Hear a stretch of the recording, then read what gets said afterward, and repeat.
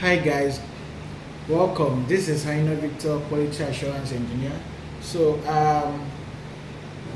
for TestFest 2025, I was amazed with this emotional intelligence by Christianah Ajala, and I would like you to follow me as I do a review on it. And I want to know your opinion on the four pillars that she mentioned. She mentioned self-awareness, she mentioned self-regulations, she mentioned empathy, she mentioned communications and influence. Let me know on the comment sections, and please do well to like and subscribe, and let me know your views on our channels. Thank you. God bless you. This will I hard remain before you ask faithful. for a hand.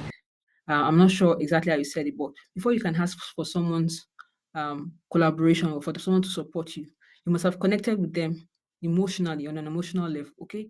And this is very important. So, because emotions drive how teams work together, how feedback is received, and even how decisions are made. In testing, this means that emotional intelligence doesn't just help us to find bugs, but it actually helps us to influence what happens next. Now, it helps us to turn conflict into collaboration, and it ultimately strengthens our credibility as quality partners. Okay. Now, emotional intelligence, it can feel like a big concept. I know right now it's sounding like you are doing psychology and something like that. But in all sincerity, it's not something that's really out of the world. And it actually comes down to four practical skills. Okay. We have self awareness. You can see those pillars there. Self awareness, we've got self regulation, we've got empathy, and we've got communication and influence. Those are the four pillars of emotional intelligence. Now, we're going to be unpacking each of these throughout this conversation with real QA examples. Okay. So you can see how you can put them into practice. Now, they're not just abstract theories, things I would just put out from thin air. They're actually practical skills that you can use the next time you log a bug or the next time you join a stand up or when you guys are doing your retrospective. Okay. So these are things that you can actually put to use. Now, we've defined what emotional intelligence is. Let's talk about why it matters so much in testing. We've been trained to identify bugs. Our job is to look for bugs, find it. It's in our DNA. I could pick up a sheet of paper right now, and within seconds, I can tell you like three errors that are on there. My eyes will be quick to pick. It's in our DNA. We are quick to see errors. We think critically. We break things. We spot risk. You know, we find things that people most likely may not see. But here's the truth: finding bugs is only half of the work we do as testers. That's just half of what we do. We often think that testing is about tools, automation, and framework, but at the core of it, really, testing is more than that. It's really about people and it's about process. That's what testing is about. Bugs don't just exist in isolation, they don't just just stand there in limbo. They actually exist in systems that are built by people, and they are either fixed or ignored by those same people. So the real challenge here is getting others to actually act on the bugs that you found. If you've identified an issue, the main thing is not just identifying, it's actually getting your team members to actually fix those issues that you've seen so that your end users will not have any challenges. So this is where soft skills come in, especially emotional intelligence, which makes all the difference. Now, without emotional intelligence, our work is often they risk being dismissed, they risk being overlooked or being pushed aside. We log defects, but nothing happens. Then you get frustrated. Then quality ends up suffering. Okay. Now, with emotional intelligence, something usually shifts. Our influence grows. Developers ultimately will trust your perspective. Product owners will see you as a partner, not just a blocker. Many of us have probably been in a situation where in a team, everybody looks at you and I'm like, yeah, the reason why products don't go live. You're always blocking us. But you want to move from that, from being seen as that person that blocks and being seen as a partner. You want them to see you as we are in this together. Okay. And ultimately, when all of this happens, when there's that change in perspective, quality will ultimately improve, not just in the software, but actually in how the team relates. Okay. Now, here's the thing. We think that developers just like to reject bugs. They don't want to fix problems, but that's not true. Developers don't usually reject bugs because they love the system being broken. That's not it. The code is not personal. I mean, for some people, it might be personal, really. I'm pretty sure we have all seen maybe one or two people who it's quite personal for, but most often than not, it's not personal. The code is not personal. What they usually react to is how you report the bug. All right. When you see a developer giving you a tough time, it's most often because of the way you delivered what you had to say. And so if a bug report comes across as blaming, you're pointing finger and say, oh, you don't know your job, you're not doing your job well, there's a high chance that the person you are pointing fingers at would not do anything about what you're saying. All right.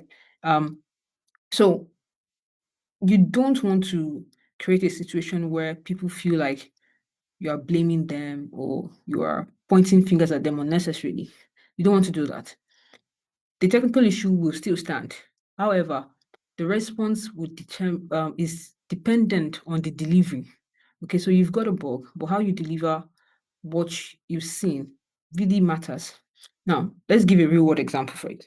So there are two testers who report the same bug.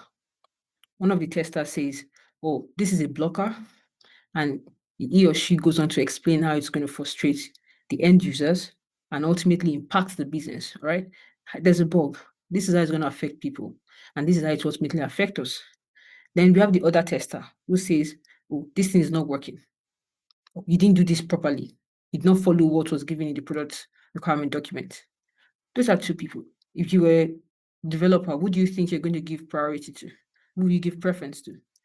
The first person that reported, who gave you detailed breakdown, who also gave you the impact of this bug on our end users and ultimately on our product, right? So you can see that there's a difference in how both the same thing was delivered but in different ways. So emotional intelligence is not just a nice to have skill. It actually affects whether bugs that we find, whether they get addressed or not.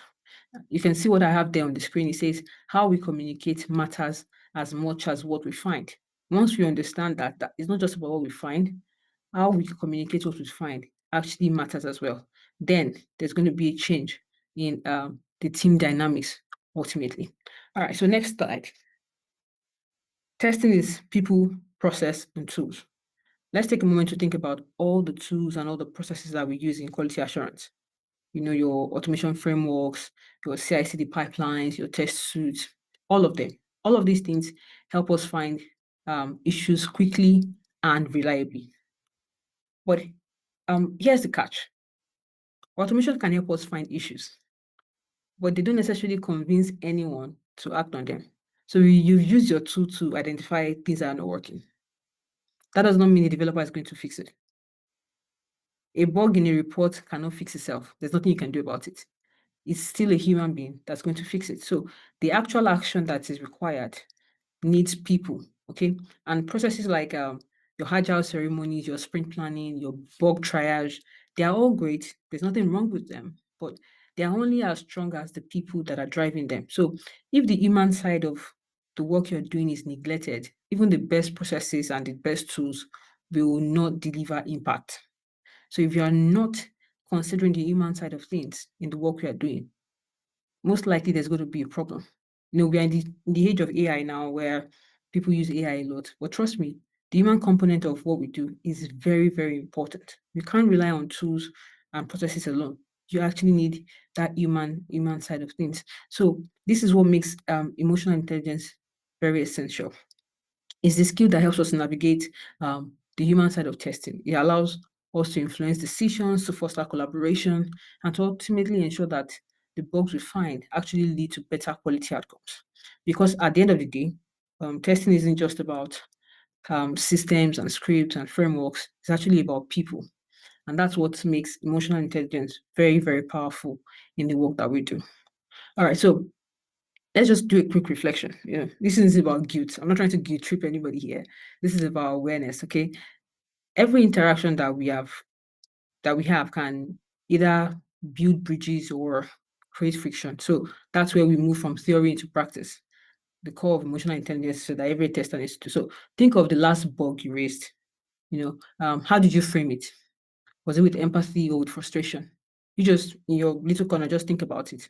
Do you think you were empathetic in the way you delivered, that bug report, or just said it like that? Just think about it, okay? So we talked about 4 pillars earlier. So we're going Yeah, so thank you for watching. I'll be expecting your comments, your likes, your reviews. Please share, do well to subscribe. Please, for more tips and updates, please. Thank you so much for waiting to watch this insightful message. Hope you are impacted, and see you next time. Thank you.